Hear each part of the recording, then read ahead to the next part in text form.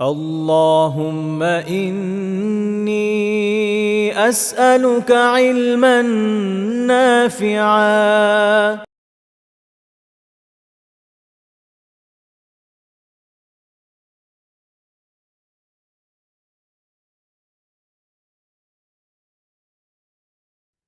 السلام عليكم ورحمة الله وبركاته. الحمد لله رب العالمين الرحمن الرحيم مالك يوم الدين، الصلاة والسلام على رسوله الأمين سيد المرسلين وإمام المرسلين وعلى آله وصحبه أجمعين ومن تبعهم بإحسان إلى يوم الدين.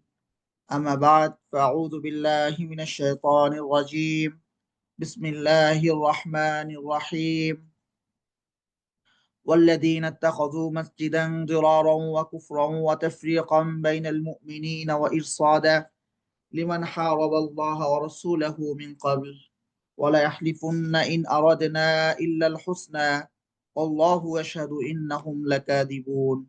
لا تقم فيه أبدا لمسجد أسس على التقوى من أول يوم أحق أن تقوم فيه رجال يحبون أن يتطهروا الله يحب المطهرين. أفمن أسس بنيانهم الذي بنوا أفمن أسس بنيانه على تقوى من الله ورضوان خير أم من أسس بنيانه على شفا جرف هار فانهار به في نار جهنم والله لا يهدي القوم الظالمين. আল্লাহ সুবহানাহু ওয়া তাআলার বিশেষ মেহেরবানি, ইলমান নাফিআর সৌজন্যে কুরআন মাজিদ পড়ি জেনে বুঝে শিরোনামে 229তম বা 28তম দিনের মতো কুরআন মাজিদের হালাকায় আমরা অংশগ্রহণ করতে পেরেছি। আমরা আল্লাহ সুবহানাহু ওয়া তাআলার শুকরিয়া আদায় করছি, আলহামদুলিল্লাহ। আজ আমরা সূরা তাওবার 107 নম্বর আয়াত থেকে তিলাওয়াত করব, যেখানে আল্লাহ রাব্বুল আলামিন একটি বিশেষ ঘটনার ইঙ্গিত দিচ্ছেন। একটি বিশেষ ঘটনাকে উদ্দেশ্য করে আয়াত নাজিল হলেও এর ব্যাপকতা শুধুমাত্র সেই ঘটনাকেই অন্তর্ভুক্ত করে এমন নয়। এটা আমাদের জন্য, এখনের জন্য, ভবিষ্যতের জন্য এটা শিক্ষণীয় এবং এটা আমাদের জন্য আল্লাহ সুবহানাহু ওয়া তাআলার পক্ষ থেকে একটি নির্দেশনা। ইসলামের প্রথম মসজিদ মসজিদে কুবা। রাসূল সাল্লাল্লাহু আলাইহি ওয়াসাল্লাম যখন মক্কায় অবস্থান করেছিলেন, তখন মসজিদে হারামে তিনি সালাত আদায় করতেন। কিবলা ছিল কি? কিবলা ছিল মসজিদুল আকসা। তিনি এমন ভাবে সালাত আদায় করতেন, কাবাকে সামনে রেখে মসজিদে আকসার দিকে ফিরে, অর্থাৎ যে দিকটাতে দাঁড়ালে কাবা সামনে পড়ে এবং এই বরাবরই মসজিদে আকসা, তিনি সেই দিকটাতে দাঁড়াতেন। যদি আর একটু ভেঙে বলি, মসজিদে হারাম থেকে মসজিদে আকসা এবং মদিনা দুটোই উত্তর দিকে, আর মসজিদে নববী থেকে বা মদিনা থেকে মসজিদে হারাম দক্ষিণ দিকে, আর মসজিদে আকসা আরো উত্তর দিকে। রাসূল সাল্লাল্লাহু আলাইহি ওয়াসাল্লাম উত্তর দিকে দক্ষিণে দাঁড়াতেন, কাবার দক্ষিণে দাঁড়াতেন, যেন কাবার দিকে ফিরে কাবা এবং মসজিদে হারাম, মসজিদে আকসা দুটোই রাসূল সাল্লাল্লাহু আলাইহি ওয়াসাল্লামের সামনে থাকে। স্বতন্ত্র কোনো মসজিদ রাসূল সাল্লাল্লাহু আলাইহি ওয়াসাল্লাম মক্কায় নির্মাণ করেননি। সাহাবা কেরামকে দ্বীনের দীক্ষা দেওয়ার জন্য, তালিম দেওয়ার জন্য, ইলম শেখানোর জন্য এবং মুমিনদের মাশওয়ারার জন্য রাসূল সাল্লাল্লাহু আলাইহি ওয়াসাল্লাম মক্কাতে যে ঘরটিকে বেছে নিয়েছিলেন সেটিকে বলা হয় দারুল আরকাম। দারুল আরকাম মানে এই ঘরটার নাম দারুল আরকাম বা এই ভবনের নাম দারুল আরকাম, ব্যাপারটা এমন নয়। এটি ছিল আরকাম রাদিয়াল্লাহু তাআলা আনহুর ঘর, যেটা কাবার বা মক্কার পূর্ব দিকে অবস্থিত, পূর্ব দক্ষিণ কোণে অবস্থিত, যেই পাশটাতে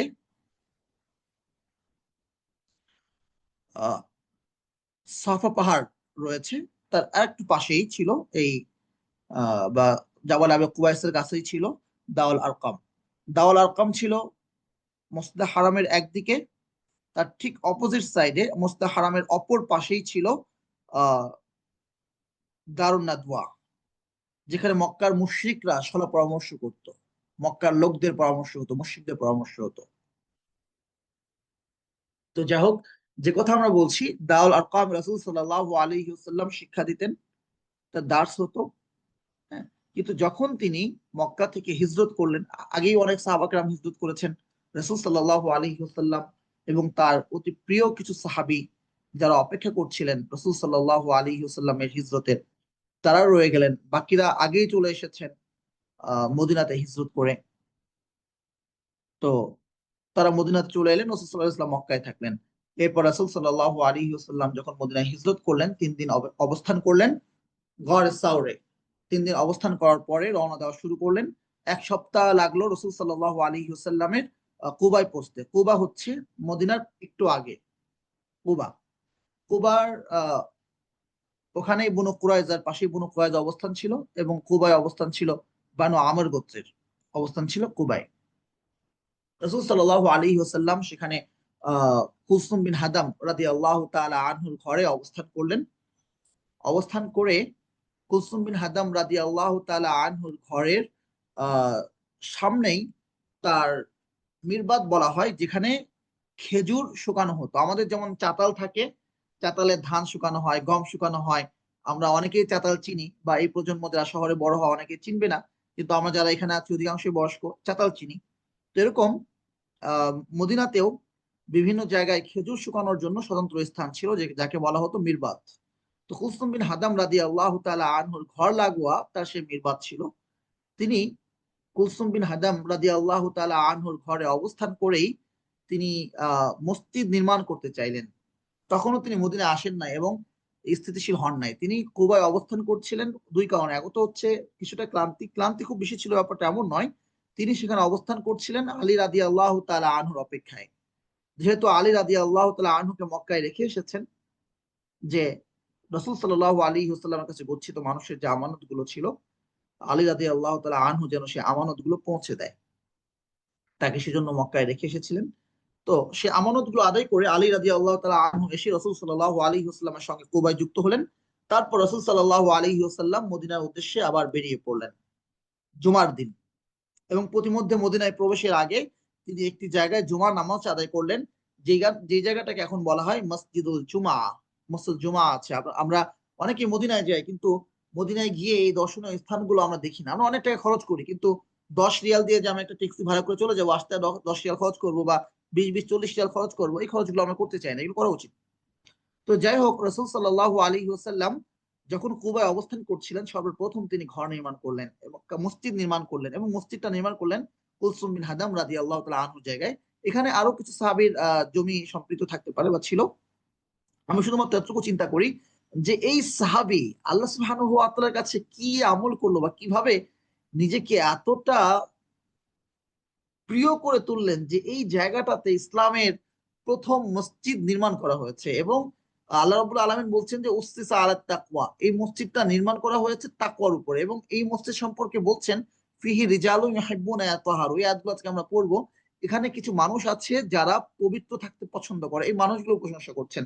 এবং এই জায়গাটাতেই বীর আরিস অবস্থিত, বীর আরিস, এবং এই বীর আরিসকে একটা বীর খাতাম বলা হয়, যে কূপ, যেই কূপে রাসূল সাল্লাল্লাহু আলাইহি ওয়াসাল্লাম আসতেন, এসে বসতেন, ওযু করতেন। এবং একদিন পা ঝুলিয়ে রাসূল সাল্লাল্লাহু আলাইহি ওয়াসাল্লাম এই কূপে বসে আছেন। আবু বকর রাদিয়াল্লাহু তাআলা আনহু আসলেন। আবু বকর রাদিয়াল্লাহু আনহুকে বললেন, অনুমতি চাইলেন। আবু বকর রাদিয়াল্লাহু আনহু রাসূল সাল্লাল্লাহু আলাইহি ওয়াসাল্লাম অনুমতি দিলেন। আবু বকর রাদিয়াল্লাহু তাআলা আনহু এসে রাসূল সাল্লাল্লাহু আলাইহি ওয়াসাল্লামের পাশে বসলেন। তিনিও এই কূপের মধ্যে পা ঝুলিয়ে দিলেন। এখানে একটা বাগান ছিল, বাগানের মধ্যে কূপটা ছিল। এবং কিছুক্ষণ পরে ওমর রাদিয়াল্লাহু তাআলা আনহু আসলেন। ওমর রাদিয়াল্লাহু আনহু এসেও অনুমতি চাইলেন প্রবেশের বাগানে। রাসূল সাল্লাল্লাহু আলাইহি ওয়াসাল্লাম অনুমতি দিলেন। তিনিও আরেক পাশে বসলেন। এরপর ওসমান রাদিয়াল্লাহু তাআলা আনহু আসলেন। তিনিও অনুমতি চাইলেন। রাসূল সাল্লাল্লাহু আলাইহি ওয়াসাল্লাম তাকে অনুমতি দিলেন, এবং তিনিও পা ঝুলিয়ে বসলেন। এবং এই মাজলিসেই রাসূল সাল্লাল্লাহু আলাইহি ওয়াসাল্লাম আবু বকর রাদিয়াল্লাহু তাআলা আনহুকে জান্নাতের সুসংবাদ দিলেন। ওমর বিন খাত্তাব রাদিয়াল্লাহু তাআলা আনহুকে জান্নাতের সুসংবাদ দিলেন। এবং ওসমান বিন আফফান রাদিয়াল্লাহু তাআলা আনহুকেও জান্নাতের সুসংবাদ দিলেন, এবং এটাও বললেন যে তোমার উপর যে বিপদ যাবে সে বিপদের বিনিময়ে, বিপদের ওসিলায় অর্থাৎ রাসূল সাল্লাল্লাহু আলাইহি ওয়াসাল্লাম হয়তো আগেই জানতেন, যেহেতু ইঙ্গিত দিয়েছেন যে ওসমান রাদিয়াল্লাহু তাআলা আনহু তিনি যে ফিতনার সম্মুখীন হবেন উম্মতের পক্ষ থেকে, মুনাফিকদের পক্ষ থেকে, এবং তিনি যে তাকে যে হত্যা করা হবে, তিনি কোরআন তেলাওয়াত করা অবস্থায় শাহাদাত বরণ করেন। তো যাই হোক, যে ঘটনা আমরা বলছিলাম যে আহ এবং এই কূপটাই সেই কূপ রাসূল সাল্লাল্লাহু আলাইহি ওয়াসাল্লামের হাতে একটা আংটি ছিল। যখন তিনি বিভিন্ন রাজা বাদশাদের কাছে চিঠি লেখা শুরু করলেন হুদায়বিয়া সন্ধির পরে, তখন সিল দেওয়ার প্রয়োজন হলো। নরমালি আংটিতে সিল দেওয়া হতো। রাসূল সাল্লাল্লাহু আলাইহি ওয়াসাল্লাম একটা আংটি বানালেন যেখানে আহ মোহাম্মদ রাসূলুল্লাহ লেখা ছিল। হুম। তো এই আংটিটা, এই সিলটা রাসূল সাল্লাল্লাহু আলাইহি ওয়াসাল্লাম হাতে দিতেন এবং এটা মারতেন। রাসূল সাল্লাল্লাহু আলাইহি ওয়াসাল্লামের পরে এই আংটিটা আসে আবু বকর রাদিয়াল্লাহু আনহুর কাছে, এবং তারপরে ওমর বিন খাত্তাব রাদিয়াল্লাহু আনহুর কাছে।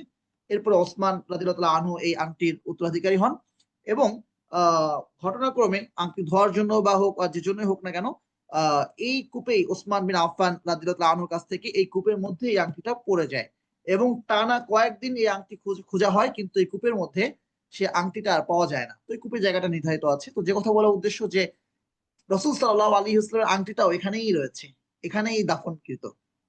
এবং রাসূল সাল্লাল্লাহু আলাইহি ওয়াসাল্লাম আমৃত্যু এই মসজিদে এসেছেন, উম্মতকে আসতে উদ্বুদ্ধ করেছেন। হ্যাঁ, উম্মত যেন আসে, সবের সুসংবাদ দিয়েছেন। এবং রাসূল সাল্লাল্লাহু আলাইহি ওয়াসাল্লাম যে সবের সুসংবাদ দিবেন, আল্লাহ সুবহানাহু ওয়া তাআলা তা মঞ্জুর করবেন না, তা হতে পারে না। রাসূল সাল্লাল্লাহু আলাইহি ওয়াসাল্লাম বলেন যে যে তার ঘরে ওযু করবে, মান তাতাহহারা ফি বাইতিহি, হ্যাঁ, সুম্মা আতা মসজিদা কুবা, তারপর মসজিদে কুবায় আসবে, ফাসাল্লা ফি রাকাতাইন, সেখানে 2 রাকাত নামাজ পড়বে, কানা লাহু কাআজরি উমরা, সে উমরার সওয়াব পাবে। এবং তিনি নিজে কখনো রাকিবান, আরোহী অবস্থায়, কখনো মাশিয়ান, হেঁটে, কখনো আরোহী হয়ে, কখনো হেঁটে রাসূল সাল্লাল্লাহু আলাইহি ওয়াসাল্লাম মৃত্যুর আগ পর্যন্ত এই কুবায় আসতেন প্রতি শনিবার। অন্যান্য দিনেও আসতেন, বিশেষ করে শনিবারের দিন আসতেন। তো কুলসুম বিন হাদাম রাদিয়াল্লাহু আনহুর কথা চিন্তা করে আমি মানে বিস্মিত হয়ে যাই যে কি আল্লাহ সুবহানাহু ওয়া তাআলা কতটা কবুল করেছেন। হুম। তো যাই হোক, যে কথা আমরা বলতে চাচ্ছি, এবং চমৎকার ব্যাপার হচ্ছে মসজিদ নববী কার জমির উপরে? আমরা জানি যে দুটো এতিম বাচ্চা বনু নাজ্জার গোত্রের ছিল, এখানে বনু নাজ্জার গোত্রে বসবাস ছিল। রাসূল সাল্লাল্লাহু আলাইহি ওয়াসাল্লাম সেখান থেকে মদিনাতে আসলেন। এটা ঘটনাক্রমে বলছি, আমাদের এই আয়াতের সাথে সম্পৃক্ত বিষয় না। রাসূল সাল্লাল্লাহু আলাইহি ওয়াসাল্লাম তারপর মদিনাতে আসলেন। এসে সর্বপ্রথম তিনি আহ আবু আইয়ুব আল আনসারী রাদিয়াল্লাহু তাআলা আনহু ঘরে অবস্থান করলেন, এবং তিনি প্রথম যে কাজটি করলেন সেটা হচ্ছে তিনি মসজিদ নির্মাণ করলেন। মসজিদের এই জায়গাটা কার ছিল? এই জায়গাটা আবু আইয়ুব আল আনসারী রাদিয়াল্লাহু তাআলা আনহুর ঘর ছিল মসজিদে নববী থেকে একটু মানে পশ্চিম দিকে, মানে আফওয়ান দক্ষিণ দিকে, যেদিকে আমাদের কিবলা, ওদিক থেকে হাতের বামে, মানে কিবলা, এবং কিবলা হচ্ছে দক্ষিণে, আর দক্ষিণ পূর্ব কোণে, এক কথায় দক্ষিণ পূর্ব কোণে রাসূল সাল্লাল্লাহু আলাইহি ওয়াসাল্লাম আবু আইয়ুব আল আনসারী রাদিয়াল্লাহু আনহু করে অবস্থান করলেন, এবং এই জায়গাটা খালি ছিল। হ্যাঁ, এই জায়গাটাতে রাসূল সাল্লাল্লাহু আলাইহি ওয়াসাল্লামের পছন্দ হলো, জিজ্ঞেস করলেন কার জমি, বলা হলো দুজন এতিম বালকের জমি। তারা দান করে দিতে চাইল, রাসূল সাল্লাল্লাহু আলাইহি ওয়াসাল্লাম কিনে নিলেন। আহ কে বলতে পারবে এখানে? আমি জাস্ট জানতে চাচ্ছি যে রাসূল সাল্লাল্লাহু আলাইহি ওয়াসাল্লাম এই জমিটা কিনে নিলেন, এই কিনার টাকাটা কে পরিশোধ করেছিল? কেউ বলতে পারবেন? হযরত ওসমান রাদিয়াল্লাহু তাআলা আনহু। আহ অন্য কেউ চেষ্টা করি। আমরা হ্যান্ড রাইজ করি, কেউ বলতে চাইলে আমরা হ্যান্ড রাইজ করি ইনশাআল্লাহ।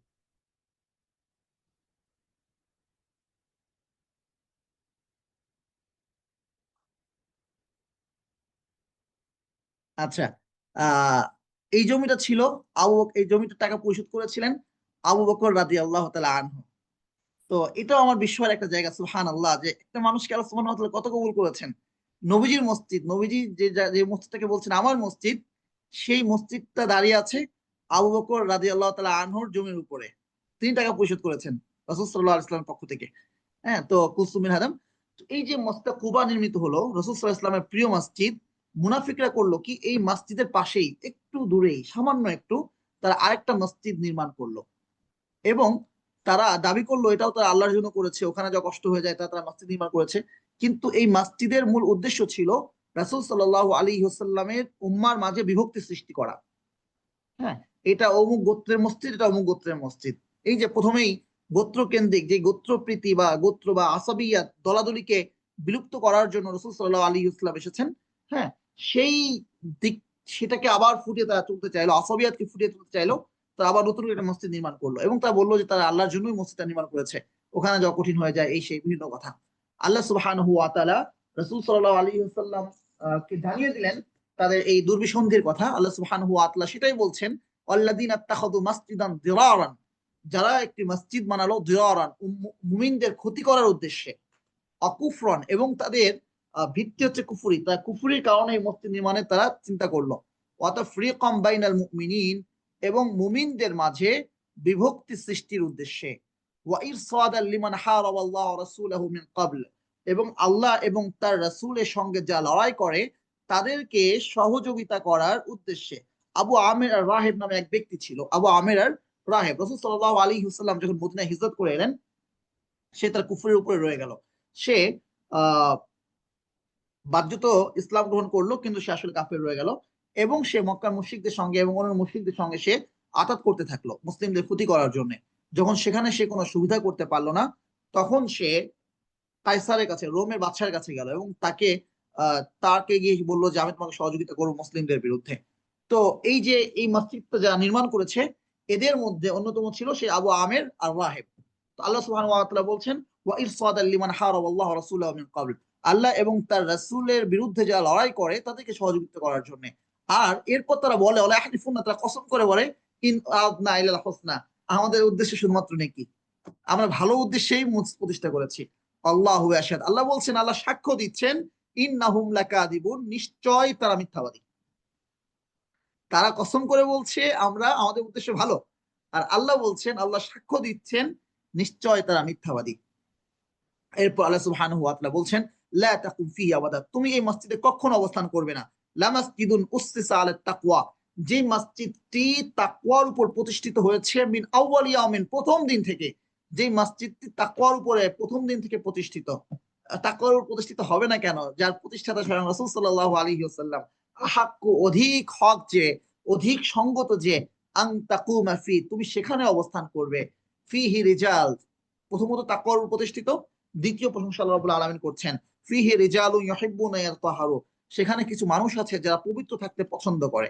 পবিত্রতা তো সবাই পছন্দ করে, মানে সমস্ত মুসলিমই।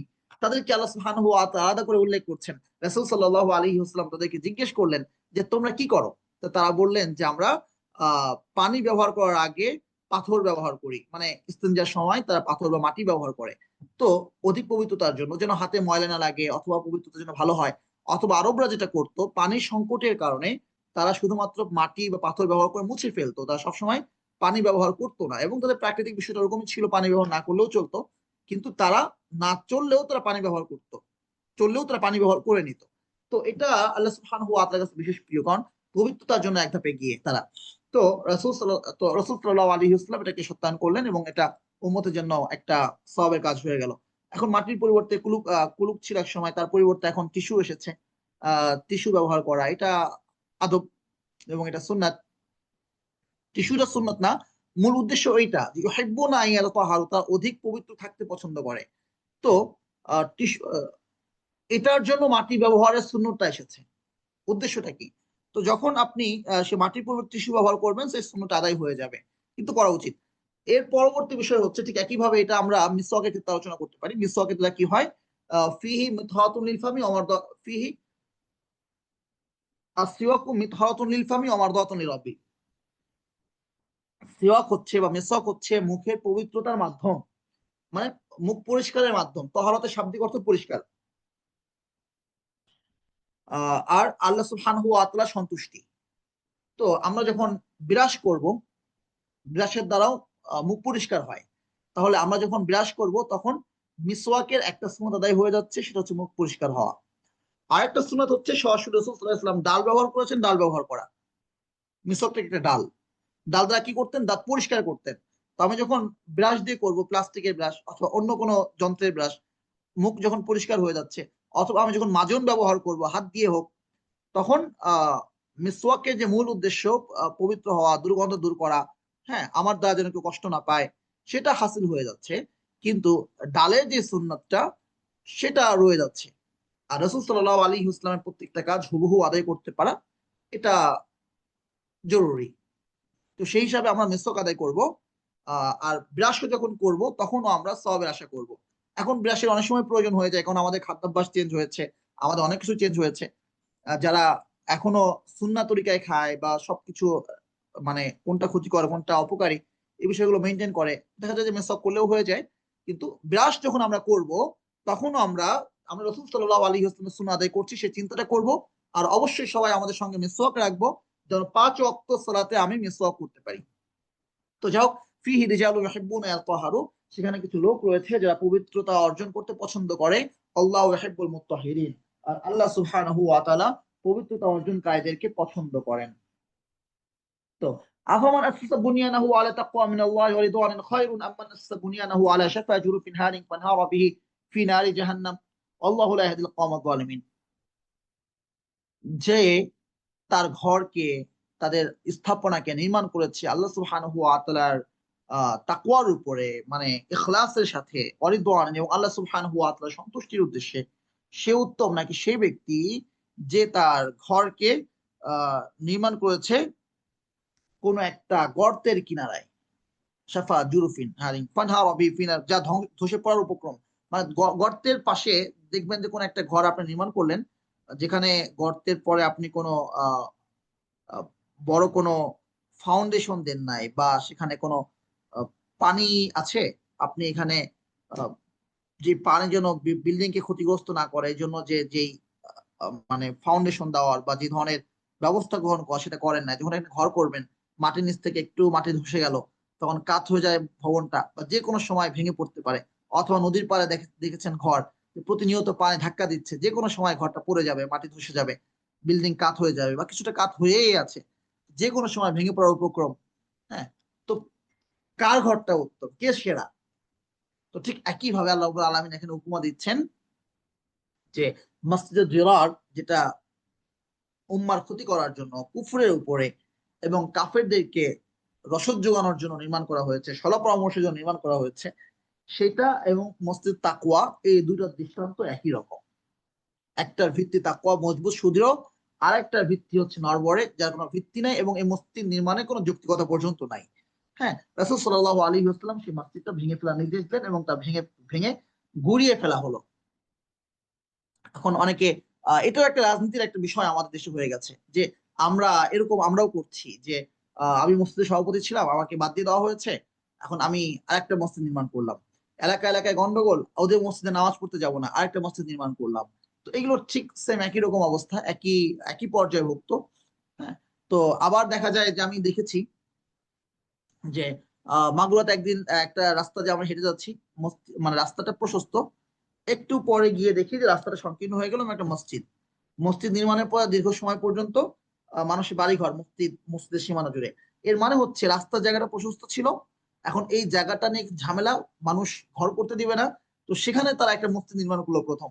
এখন মসজিদ যখন নির্মাণ হয়ে গেছে, তখন তো আমাদের আবেগের জায়গা তো বেশি বুঝেছে, আমাদের আবেগের জায়গা বেশি বুঝেছে। তো সেখানে তারা কি বলেন, এই পরবর্তীতে কেউ মসজিদ যদি ভাঙতে আসে, তারা ভাঙতে পারবে না, যে তারা বলবে যে আল্লাহর ঘর মসজিদ ভেঙে ফেলছে তারা, এরা ইসলামের দুশ্মন, এরা মুসলিমদের দুশ্মন, এরা নবীর দুশ্মন। হ্যাঁ, ধর্মার কাঠ নারায়ে তাকবীর, এটা আমাদের অবস্থা। তো আমাদের এই আবেগ কাজে লাগানোর জন্য তারা প্রথমে কি করলো, মসজিদ বানালো, মসজিদ বানিয়ে রাস্তার জায়গা দখল করে তারা সবাই ওই বরাবর বাড়ি বানালো। হ্যাঁ, তো এটা আমরা করে থাকি, এগুলো সেম একই কথা, এগুলো আল্লাহর জন্য প্রতিষ্ঠিত মসজিদ না। ওমর বিন খাত্তাব রাদিয়াল্লাহু আনহুর সময় শামের একটা মসজিদ প্রশস্ত করার প্রয়োজন হলো, তখন প্রশস্ত করা হলো একজন নারীর ঘর, তাকে অন্য জায়গায় জায়গা দেওয়া হলো এবং তাকে বলা হলো তুমি তোমার জায়গাটা ছেড়ে দাও, মসজিদ অন্তর্ভুক্ত করি। কিন্তু সে রাজি হলো না, তো জোরপূর্বক তার সেই জায়গাটা নিয়ে নেওয়া হলো এবং তাকে বিনিময় দেওয়া হয়েছে, এবং তারা চিন্তা করেছেন যে আল্লাহর ঘরের জন্যই তো এটা আমরা করি। কিন্তু সেই নারী ওমর বিন খাত্তাব রাদিয়াল্লাহু তাআলা আনহুর কাছে অভিযোগ নিয়ে এলেন। ওমর বিন খাত্তাব রাদিয়াল্লাহু আনহু মুআবিয়া রাদিয়াল্লাহু তাআলা আনহুকে ডেকে পাঠালেন এবং বললেন যে তুমি এটা কেন করেছো? তিনি বললেন যে আমি তো বিনিময় দিয়ে দিয়েছি এবং এটা উম্মার প্রয়োজনে। ওমর বিন খাত্তাব রাদিয়াল্লাহু আনহু বললেন যে তার ঘর যেখানে ছিল যেমন ছিল সেভাবে পুনরায় তার ঘরকে বানিয়ে দাও, মসজিদকে এখানে বড় করার কোনো প্রয়োজন নাই। তো মসজিদ আবার নতুন করে ভাঙা হলো। তো এজন্য মসজিদ ভাঙার সুযোগ নাই, কিন্তু যে মসজিদটা যদি এই অন্যায়ের উপরে জুলুমের উপরে প্রতিষ্ঠিত হয় সেটা ভেঙে ফেলার মধ্যে কোনো ক্ষতি নাই। সোহরাওয়ার্দী উদ্যানে এটা একটা জায়গা, গভর্নমেন্টের জায়গা। তো এই জায়গায় তো যে কেউ যে সে তার মতো মসজিদ বানাতে পারে না।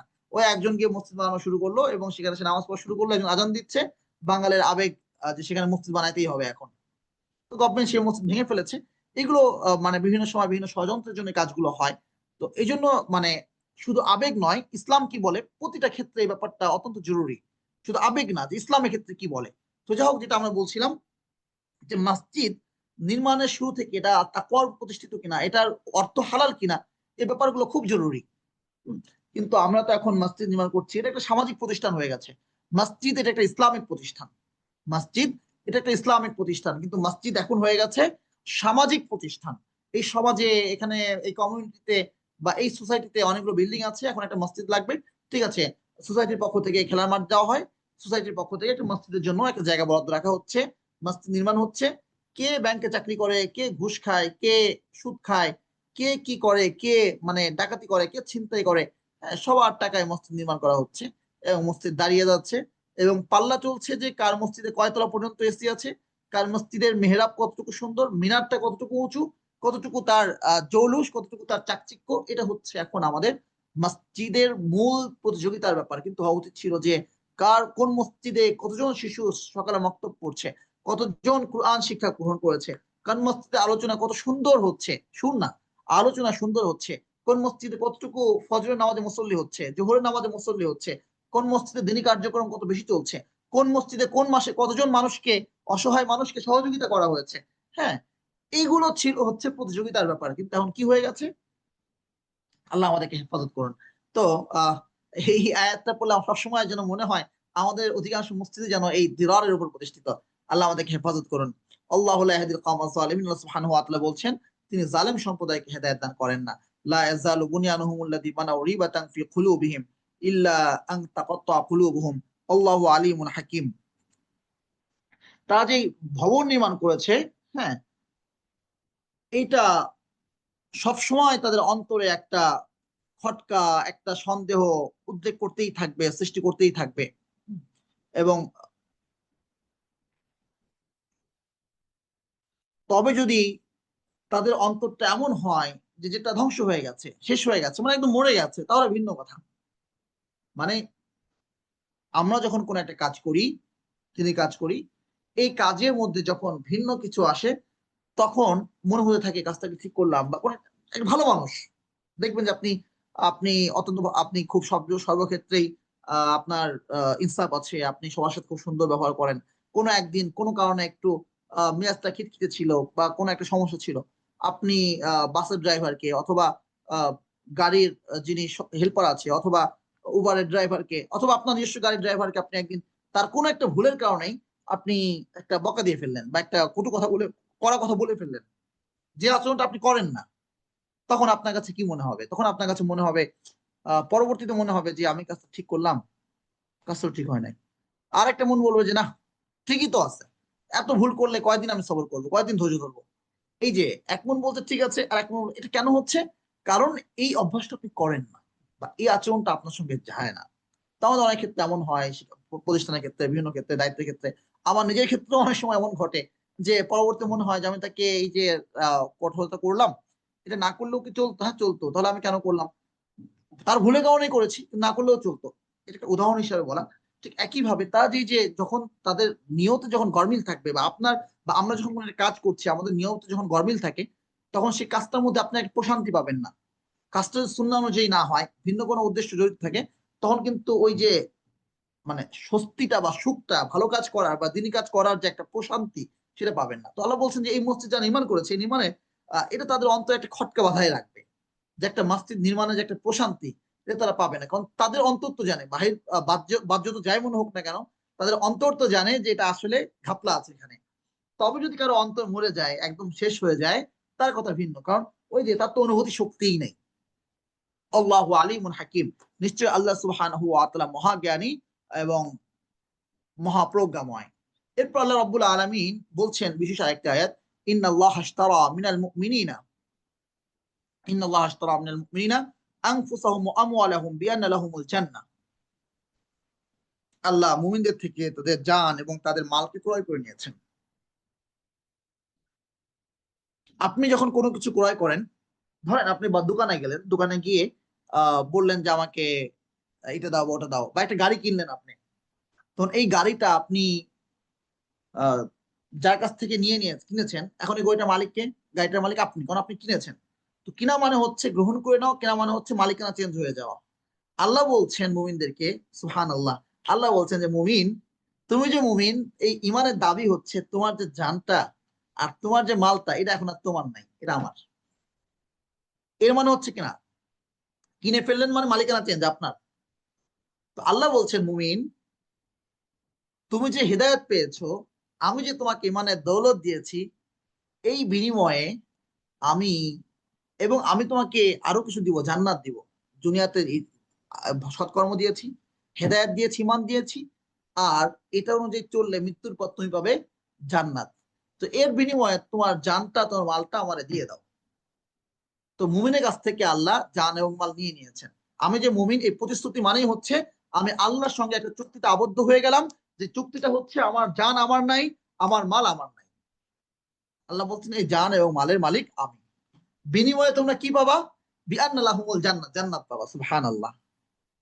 এইটা কি মানে জোরপূর্বক কোন চুক্তি, কোন ঠকানো চুক্তি? জান দিলাম না, মাল দিলাম না, আমার থাকলো, কয়দিন থাকবে? 3 দিনের দুনিয়ায় একদিন বাঁচি, সেখানে আবার জান আবার মাল। আমি দিলাম না আল্লাহকে, আমারটা আমি রাখলাম, আমি 1 টাকাও দান করলাম না, আমি 1 টাকাও জাকাত দিলাম না, আমি 1 টাকাও সাদাকা করলাম না, যা কামাইছি সব রেখে দিলাম। কয়দিন? মৃত্যু পর্যন্ত। তার মানে আমার জান আমার থাকছে না, মরতে আমাকে হচ্ছেই, আমার মালও আমার থাকছে না, মরতে আমাকে হচ্ছেই। কিন্তু এই জান এবং এই মালকে, যেটা এমনি শেষ হয়ে যাবে, আল্লাহ কত অনুগ্রহ করলেন, ঠিক আছে আমাকে দিয়ে দাও, তুমি ভোগ করো, কিন্তু আমাকে দিয়ে দাও। তুমি জানো এটা মালিক আমি, আমি যখন চাবো তখন তুমি দিয়ে দিবা আমাকে। যখন জিহাদের ডাক আসবে চলে আসবা, তখন জানে মায়া করতে পারবা না। শুক্রিয়া আদায় করো যে এতদিন তোমাকে বাঁচাই রাখছে। মালের মায়া করবা না, দিয়ে দাও, দান করে দাও, কারণ তোমার না, এটা আমার, আমি তোমাকে ব্যবহার করতে দিচ্ছি। আমি মালিক, আমি তোমাকে ব্যবহার করতে দিয়েছি, এখন আমি বলছি আমার লাগবে, তুমি দিয়ে দাও, বিনিময়ে তুমি জান্নাত পাবে। অস্থায়ী জিনিস দিয়ে দিলাম, দিয়ে দিলাম মানে কি আল্লাহ নিয়ে নিয়েছেন না, আল্লাহ আমাকে আবার ব্যবহার করতে দিয়েছেন। হ্যাঁ, জাস্ট যখন যেভাবে খরচ করতে হয় সেভাবে খরচ করা, আর বিনিময়ে আল্লাহ স্থায়ী জান্নাত দিচ্ছেন। আর এই চুক্তিটা হচ্ছে কখন? যখন একজন মুমিন বলবে যে আশহাদু আল্লা ইলাহা ইল্লাল্লাহ আশহাদু আন্না মুহাম্মাদুর রাসূলুল্লাহ। এই চুক্তি করার মানেই হচ্ছে যে আমি আল্লাহকে মেনে নিলাম, আল্লাহ রাসূলকে মেনে নিলাম, আমি কোরআনকে মানি, যে যেই বিধান আছে আমার উপর সবাই মেনে নিলাম। তার মধ্যে একটা হচ্ছে আমার জান আমার না, আমার মাল আমার না, আল্লাহ কিনে নিলেন। তাহলে এই জান এবং মাল নিয়ে নেওয়ার দাবি কি? দাবি হচ্ছে যখন যেখানে আল্লাহ বলবেন সেভাবে খরচ করতে হবে। জাকাতের ক্ষেত্রে জাকাত দেওয়া, 5 ওয়াক্ত নামাজের সময় এই কথা বলার সুযোগ নাই, আমি কেন আমার সময় দিব? আরে ভাই, তোমার সময় কি? তোমার নফস তো আল্লাহর জন্য, তোমার আবার সময় কি? তখন কাজ করতে হবে। কেউ হিজরত করে এলো, মানে থাকতে পারলো না, জুলুম হলো, নির্যাতন হলো, সে চলে এলো, তো হিজরতকারীকে কি করতে হবে? আশ্রয় দিতে হবে। আল্লাযিনা আওয়াও, যারা আশ্রয় দিয়েছে। হ্যাঁ, এটা একটা সত্যিকার অর্থে মুমিনের পরিচয়। তখন আপনাকে মুহাজিরকে সহযোগিতা করতে হচ্ছে। এরকম যে যে ক্ষেত্রে সহযোগিতা করার প্রয়োজন। তো এই যে আল্লাহর হয়ে যাওয়া জান এবং মাল, বিনিময়ে জান্নাত, তার বড় একটা দাবি হচ্ছে আল্লাহ বলছেন ইউকাতিলুনা ফিস সাবিলিল্লাহ। তারা কি করবে? আল্লাহর রাস্তায় লড়াই করবে। ফায়াকতুলুন, তারা লড়াই করার মানেই কি? লড়াই করার মানেই হচ্ছে যে তারা হত্যা করবে, ওয়ায়ুক্তালুন, এবং তারা নিজেরাও নিহত হতে পারে। তারা হত্যা করবে এবং নিহত হবে, তারা হত্যা করবে এবং নিজেরা হতাহতের শিকার হবে। ওয়াদানা আলাইহি হাক্কান ফিত তাওরাত ওয়াল ইনজিল, এটা আল্লাহ সুবহানাহু ওয়া তাআলা তার নিজের উপর ওয়াদা করে নিয়েছেন, যে জান এবং মাল দিয়ে দাও, বিনিময়ে তোমাকে জান্নাত দিব। আল্লাহ এই ওয়াদা নিজের জন্য করেছেন এবং এটা সত্য। এবং এর কোরআনেই বলছেন না, ফিত তাওরাতি ওয়াল ইনজিল ওয়াল কুরআন, তাওরাতে আছে, ইনজিলে আছে, কুরআনে আছে। এই কথা 3টা আসমানি গ্রন্থে আছে। তাওরাতে আছে, ইনজিলেও আল্লাহ সুবহানাহু ওয়া তাআলা বলেছেন, আবার কুরআনেও আল্লাহ বলছেন মুমিন, তোমার জান তোমার না, তোমার মাল তোমার না, এটা আমার, আমি কিনে নিয়েছি তোমার কাছ থেকে, বিনিময়ে আমি তোমাকে জান্নাত দিচ্ছি। তো এই আমার জান এবং আমার মাল নিয়ে তোমার কার্পণ্য করার কোনো সুযোগ নাই। যখন লড়াইয়ের ডাক আসবে তখন লড়াই করো। এটা একটা এক্সাম্পল, একটা দাবি, লড়াই করা। তো এটাই একমাত্র দাবি না, দাবি ওগুলোও। কারণ আমার তো না, আল্লাহ যেখানে খরচ করতে বলেছেন, যেভাবে খরচ করতে বলেছেন সেভাবে খরচ করব। তো আল্লাহ রাস্তায় লড়াই করতে গিয়ে তুমি নিহত হতে পারো, তোমার দ্বারা কেউ হত্যা শিকারও হতে পারে, সে পরও তুমি করবে না। তোমার জানের পরোয়া করার সুযোগ তোমার নাই, কারণ এটা তো তোমার না। কোন গরু আজ পর্যন্ত বলেছে যে না আমি তোমার জন্য জবাই হব না? গরু তো জবাই হয়ে যায়, বকরি তো জবাই হয়ে যায়, মুরগি জবাই হয়ে যাচ্ছে, হাঁস জবাই হয়ে যাচ্ছে, কারণ আল্লাহ সেগুলোকে আমাদের বশীভূত করে দিয়েছেন এবং আমাদের জন্য হালাল করেছেন যদি হালাল পন্থায় তা জবাই করা হয়। তো আমাদেরকে আল্লাহ সুবহানাহু ওয়া তাআলা বলছেন প্রয়োজনে তুমি জবাই হয়ে যাও।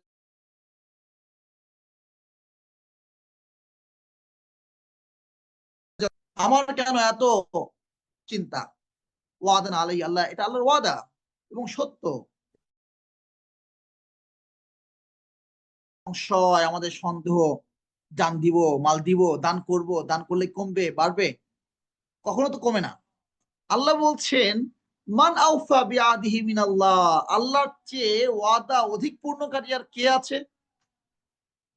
ফাস্তাবশিরু বিবাইআকুমুল্লাযী বায়াতুম বি, সুতরাং তোমরা যে চুক্তি করেছো বেচা কেনার, এটাকে সুসংবাদ হিসাবে গ্রহণ করো। ওয়াযালিকাল ফাওজুল আযীম, আর এটাই বিরাট সফলতা। আজকে এতটুকু। আল্লাহ সুবহানাহু ওয়া তাআলা আমাদেরকে যতটুকু তিলাওয়াত করবার তৌফিক দিয়েছেন, আল্লাহ রাব্বুল আলামিন আমাদেরকে আমল করবার তৌফিক দান করেন।